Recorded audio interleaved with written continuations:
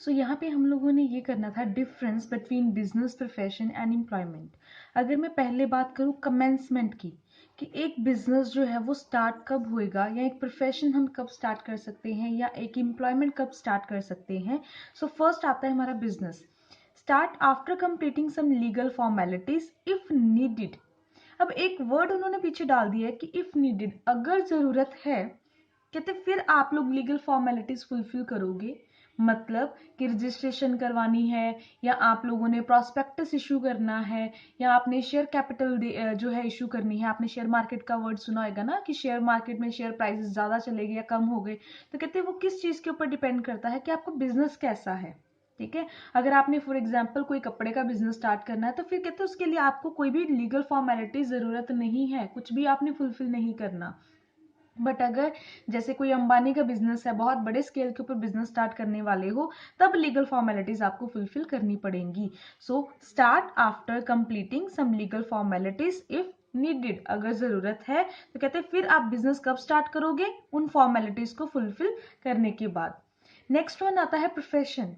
Profession में हमने example पढ़ी थी कि प्रोफेशन क्या है, कोई डॉक्टर है, कोई लॉयर है, वो प्रोफेशन में आते हैं। सो start after getting certified from the institution concern, कि अगर मैंने कोई डॉक्टर बनना है या मैंने लॉयर बनना है, तो इनसे सर्टिफिकेट लेने के बाद, किसी इंस्टीट्यूशन से सर्टिफिकेट लेने के बाद मैं क्या कर सकती हूँ, प्रोफेशन स्टार्ट कर सकती हूँ। फॉर एग्जाम्पल, अगर मैंने डॉक्टर बनना है, तो आपने केमिस्ट शॉप देखी होगी, आपने हॉस्पिटल्स देखे होंगे, या अगर आप किसी मेडिकल स्टोर के जाओ, तो वहां पे एक होर्डिंग लगी होती है, उसके नीचे लिखा होता है licence number this this this. उसका मतलब क्या है कि उनके पास सर्टिफिकेट है, उनको सर्टिफाइड करा गया है कि वो आपको मेडिकल स्टोर पे जाके, मतलब वो चीजें वो बेच सकते हैं। सो यहाँ पे start after getting certified from the institution. ये तो मैंने डॉक्टर की बात करी कि लाइसेंस होएगा तो आप लोग जो है आगे स्टार्ट कर सकते हो केमिस्ट शॉप। अगर आप लॉयर हो, तब भी आप लोगों के पास क्या होना चाहिए, एक सर्टिफिकेट होना चाहिए सर्टिफाइड अथॉरिटीज की तरफ से। Only then you can start as a profession. Next one, employment. पहले बिजनेस समझ में आ गया। बिजनेस में हम लोगों ने बात करी थी कि जैसे रिलायंस अंबानी, ये सब कुछ बिजनेस है, क्लोथिंग कपड़े का बिजनेस है। तो कहते हैं उनके बाद आप लीगल फॉर्मेलिटीज फुलफिल करने के बाद आप लोग उनको स्टार्ट कर सकते हो। प्रोफेशन, अगर मैंने डॉक्टर बनना है, तो मेरे को क्या चाहिए, पहले सर्टिफिकेट चाहिए प्रॉपर इंस्टीट्यूशन से, only then I can start. आगे लिखा हुआ है एम्प्लॉयमेंट। एम्प्लॉयमेंट क्या है कि अगर मैं एज ए बैंकर किसी के अंदर मैंने काम करना है, या मैं एज ए टीचर जॉब करना चाहती हूँ, तो वहां पे लिखा है start after getting appointment letter. तो बैंकर अगर मेरे को वो लेटर देगा कि हम आपको अपॉइंट करते हैं 1 साल के लिए, 6 महीने के लिए, आपकी इतनी सैलरी होएगी, आपको इस स्केल के ऊपर काम करवाया जाएगा, वो अपॉइंटमेंट लेटर होता है। तो कहते हैं एम्प्लॉयमेंट अगर करना है, अगर उसको कमेंस करना है, स्टार्ट करना है, तो अपॉइंटमेंट लेटर लेने के बाद मैं क्या कर सकती हूँ, स्टार्ट कर सकती हूँ। नेक्स्ट आता है नेचर ऑफ वर्क।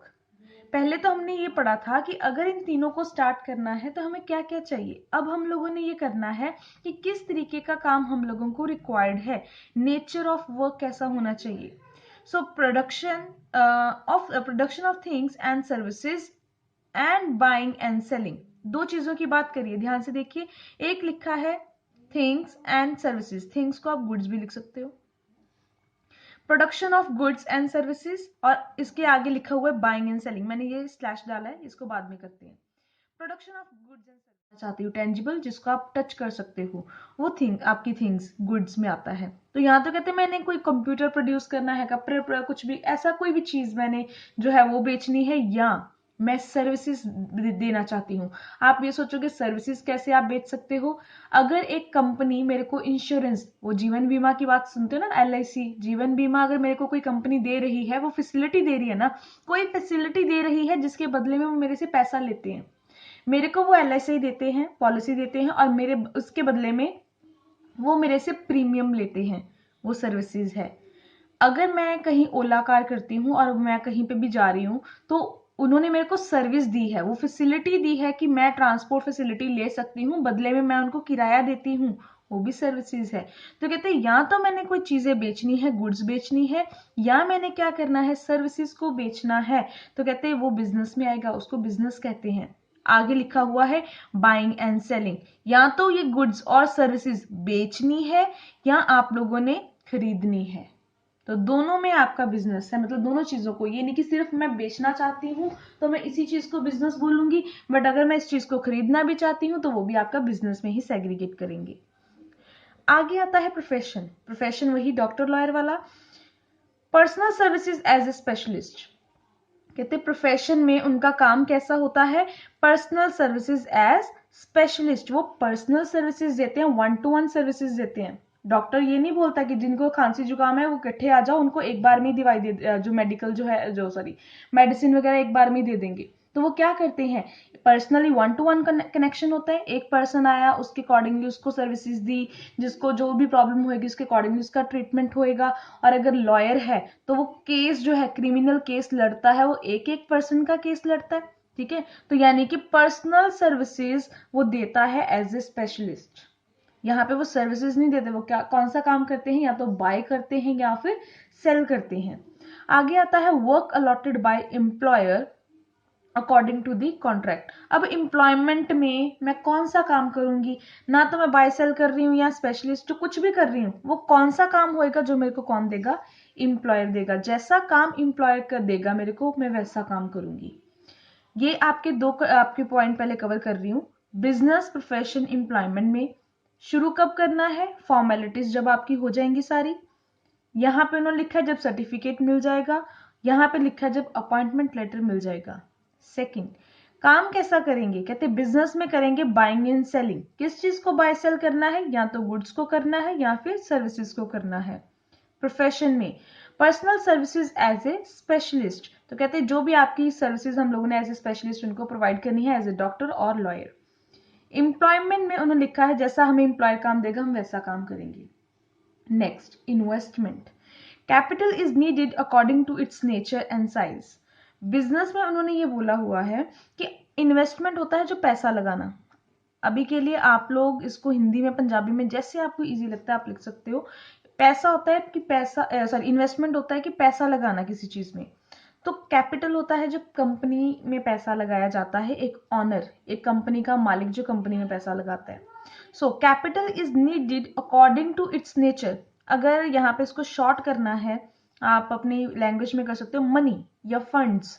ठीक है, तो फंड्स जो है are needed according to its nature and size. कहते इन्वेस्टमेंट, मैंने आपको पहले बोला था जब हमने मीनिंग करा था कि बिजनेस क्या है। बिजनेस में कहते कितना पैसा चाहिए डिपेंड करता है बिजनेस का साइज कैसा है। बड़े स्केल के ऊपर बिजनेस होएगा, ज्यादा पैसा चाहिए।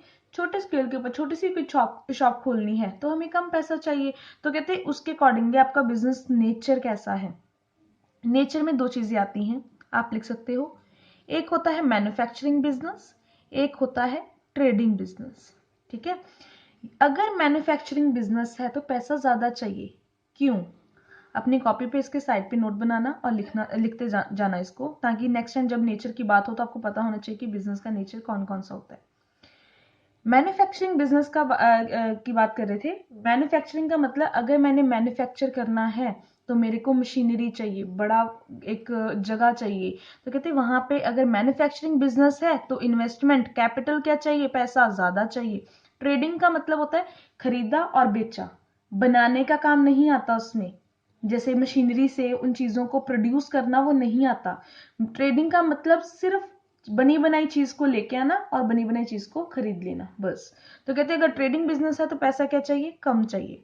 आगे, little capital is required. Little, अगर केमिस्ट शॉप है आप लोगों की, मेडिकल स्टोर है तो छोटे से आपको ज्यादा पैसा नहीं चाहिए, कम पैसा चाहिए। लॉयर है तो उसको तो पैसा नहीं चाहिए। तो कहते हैं लिटिल कैपिटल इज रिक्वायर्ड।